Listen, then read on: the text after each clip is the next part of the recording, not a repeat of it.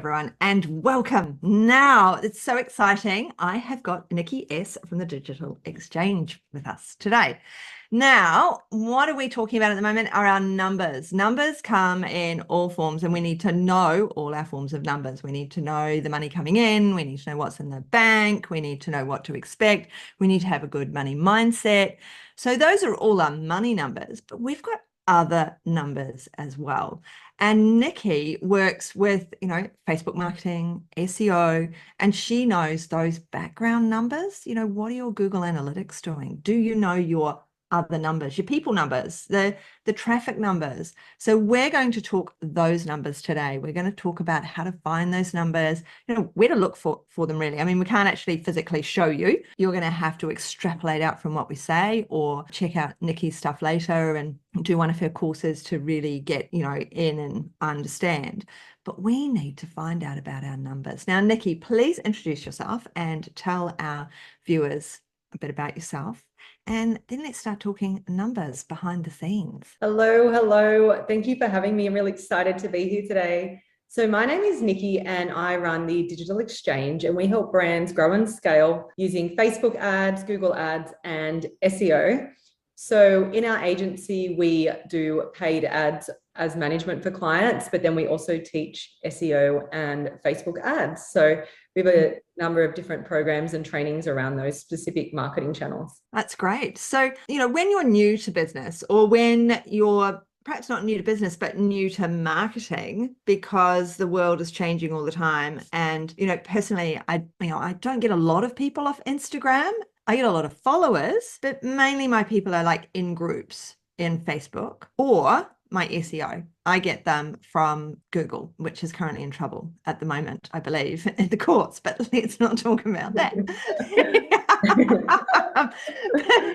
But getting those numbers and finding those, what are we aiming for when we put out perhaps our very first advert on either, Google or in Facebook? What are we looking for numbers wise, in that very first advert, in that very first scary moment to put up that $5 to put out that first advert? So first of all, I love that you're getting all of your people coming in from SEO. So great job there. When it comes to, I guess, your adverts, and I might just take it back a little bit. So when it comes to any kind of marketing, you need to think about, I guess, start out with how much money you want to make, but then work out, how you're going to get there. And there's three main ways to make money. So it's, obviously, or to increase your sales or grow your sales. So the first one is to increase your traffic. The second one is to increase how much people spend with you. And the third one is to increase the amount of people that actually hit your website that buy, which is called your conversion rate. In all of that, you can't actually grow your average order value or your conversion rate if you don't have any traffic to start with. Now, your website traffic is how many people are visiting your website. And the way that you get people to visit your website is through the marketing that you do. So that could be through search engine optimization. It could be through Facebook ads. It could be through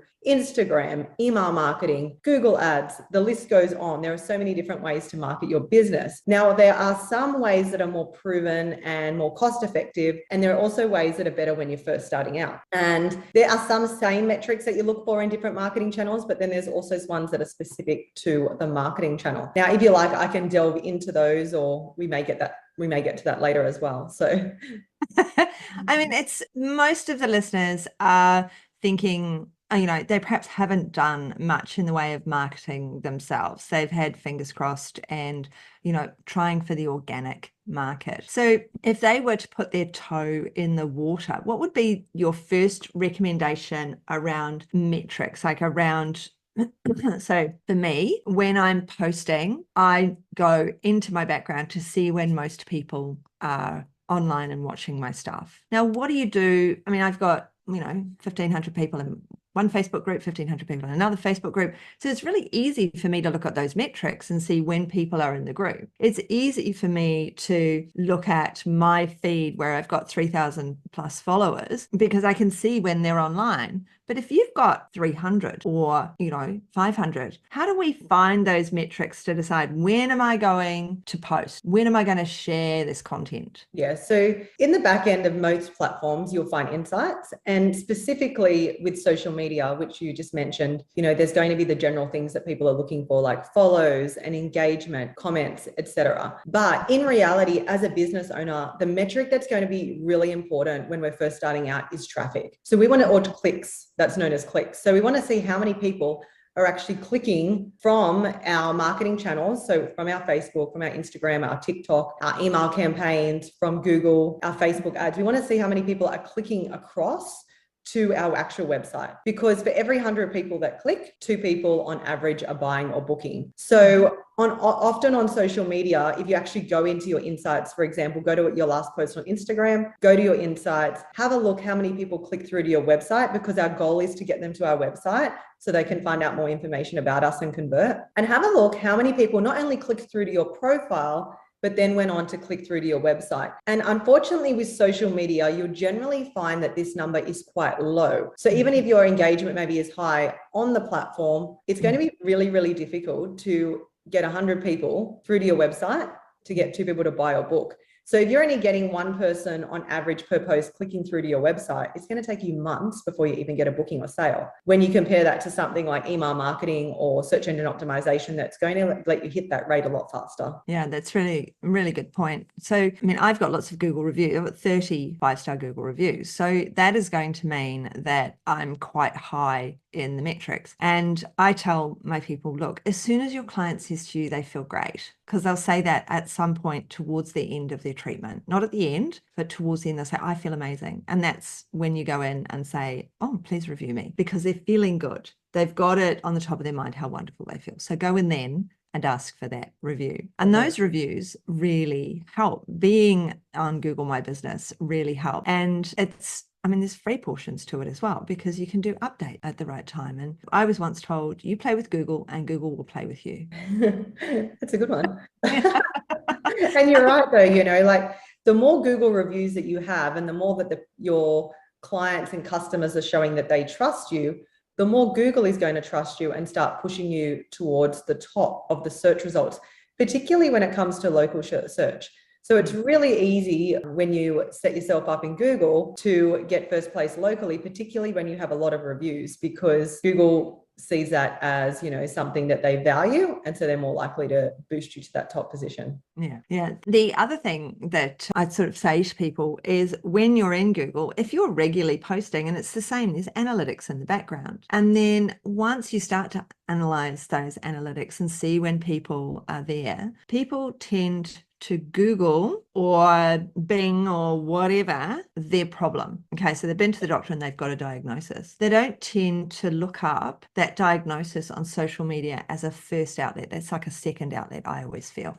Yes. So if they've been to the doctor and they've been told your thyroid's out, this, that, and the other thing, chances are they will want that information and they will Google it. So that's when they're going to find you. It's only later on down the track, when they understand it and and they've got more knowledge about it, will they look on social media. So you kind of need to be in 2 places, but that Google portion is really huge, I always think. Yeah, it definitely is, because people are coming at the top of the funnel. So for people that don't yet know you, when we say top of funnel, they are people that may not know you. They may not know that there's a solution out there, and they may have questions. And it isn't until they have questions and they find your website with the answers that they're then going to go on to find a solution. So it's really important to be able to capture people through search engine optimization. So for people who don't know what SEO is, it's all the actions that you take on and off your website to rank first place in Google and show up when someone makes a search and get matched with them. So it's really important to be able to show up there, because those people searching those questions will go straight to Google. They're not going to go to social media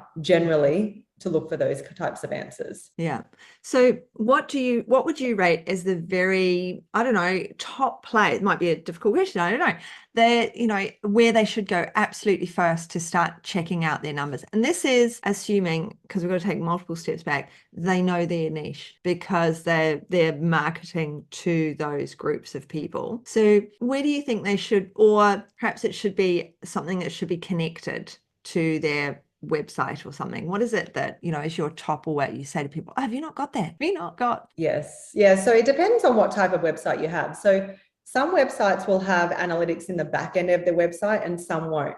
But generally, I always recommend to everyone to set up Google Analytics. It's a free tool from Google itself, and it will basically give you all the information you need to know about what people are doing on your website. It will show you where they're coming from, what type of traffic you have. So if they're coming from, say, email marketing or social media, how many people are coming to visit, how long they're engaging with your website, how much money they're spending, where they're converting, what their gender is, what their age is. So it gives you all that information for free.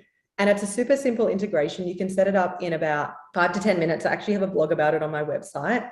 And there is a new Google Analytics that came out last year. And yeah, it's fantastic. So you can get all the analytics that you need using GA4. And you can also go to the back end of your website. It's mostly e-com sites that have, great analytics in the back end. Some service-based websites or platforms or CMS systems have it in the back end as well. But if they don't, you can always use Google Analytics, and I recommend everyone implements that. And when you implement Google Analytics, sometimes it can feel a little overwhelming because there are a lot of different numbers that you can look at. But the main things that you want to be looking out for is, how much website traffic you're getting. So how many people are visiting your website each month, where they're coming from. You want to invest your time and your money in the platforms that are bringing you the best return on your time and money spent. Then you want to look at how long people are engaging on each page of your website.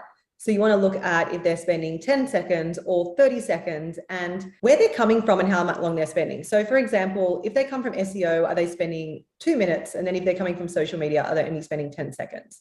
So you also want to think about the platform that they're coming from and then how long they're spending, because you want to invest more in the platforms that are bringing people to your website that spend longer, because that means they're engaged and they're more likely to then go on and purchase. But then to book with you. But then you also want to look at your conversions and how often people are converting. So on average, you want 2 out of every 100 people that visit your website to convert. And if they aren't, you need to look at those website pages and have a look at some ways that you can increase the conversion rate on those pages. And we have blogs about that on our website too. Excellent. Because it can be hard to decide what to put on a website, what to write, how to get people to, come in and book with you. So back in the day, natural therapists would always just have a list of things that they dealt with. So it would start with A and it would go all the way down to Z, so we'd start with acne and then, B, bloating, C, cramps, D, and so on and on and on it went.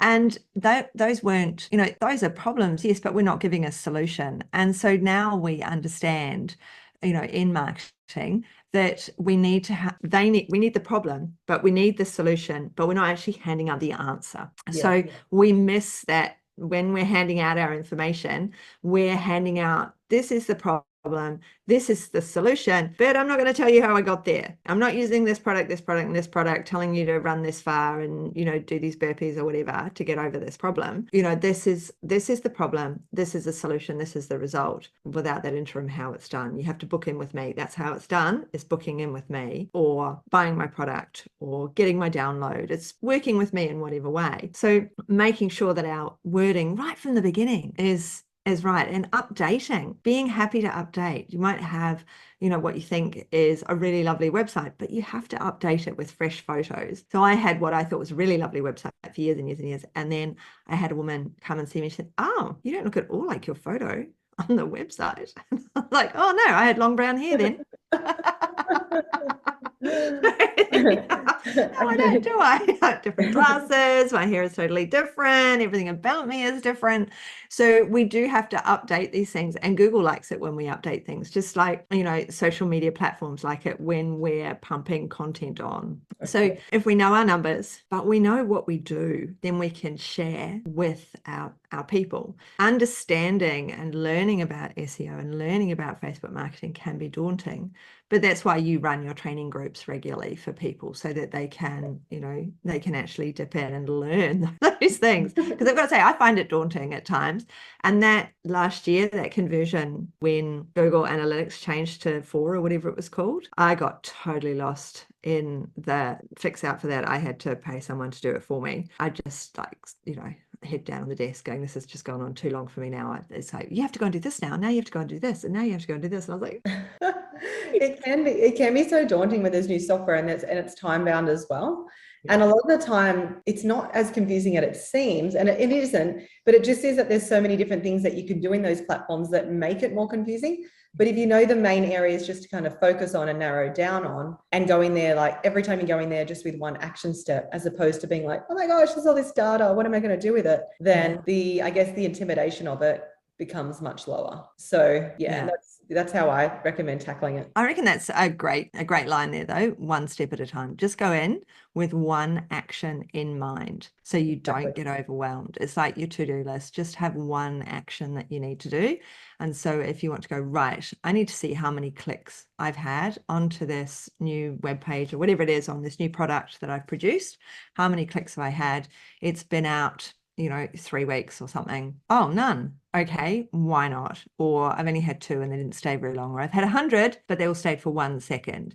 So, does my byline, my heading is obviously amazing, but my content isn't. If I'd had all of those clicks, but they lasted 2 seconds, because as soon as they moved from the heading down, I'm like, not right. Or does it not align? It's another thing I see a lot is people's social media looks amazing and they've got their branding done and it's all beautiful. And then you go to their website, it's a totally different space. It's like, am I in the right place? Exactly. It needs to be, a smooth transition from wherever they're coming from to where they're going. Otherwise, you're right. People are going to be like, hold on a second, is this the same business or not? Because if something's looking, for example, luxe, and then you get to their website and it doesn't look like that at all, they're going to be completely turned off and, maybe bounce out, go back to Google if that's where they were searching, and go into potentially a competitor's site.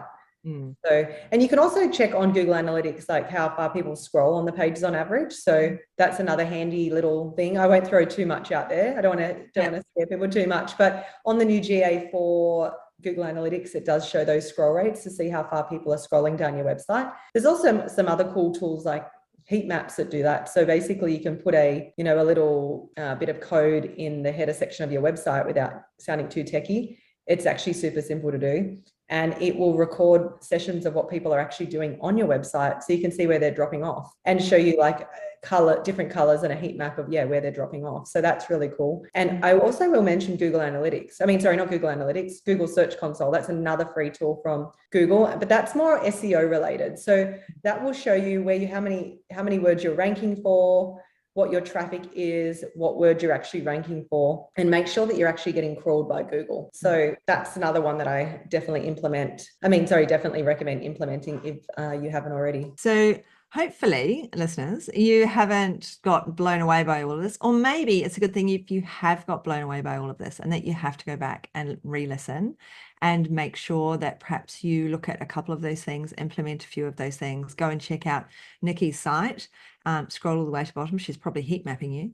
And sure I am. And then you can discover how to do the heat mapping yourself for your own content, because we need to learn from others. It's as simple as that.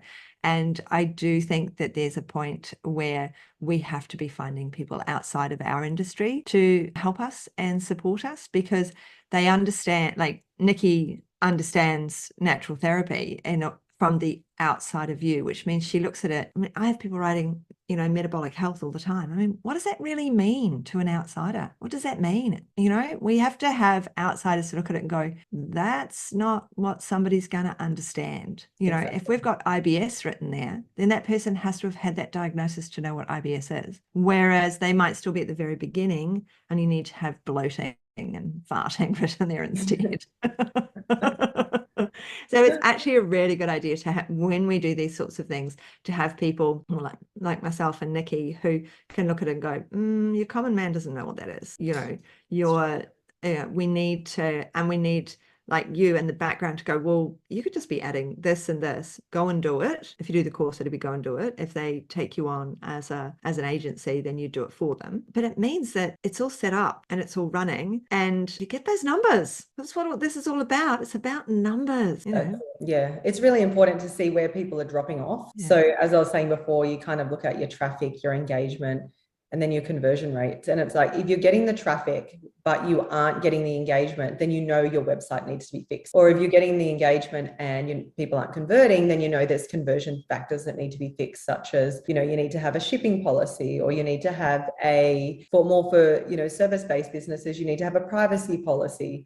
You need to have those trust factors on your website that people would get if they were coming in to see you personally.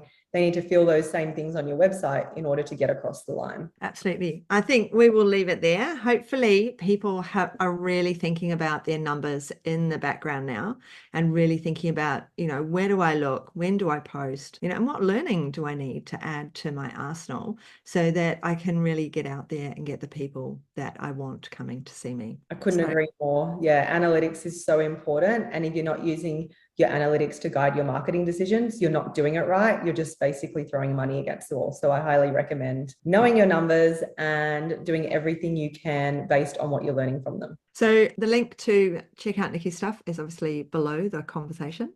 So thank you so much, Nicki, for coming and talking to us and being part of everything that goes on here at Mentoring with Geraldine. And we look forward to catching up with you soon. Thank you so much for having me.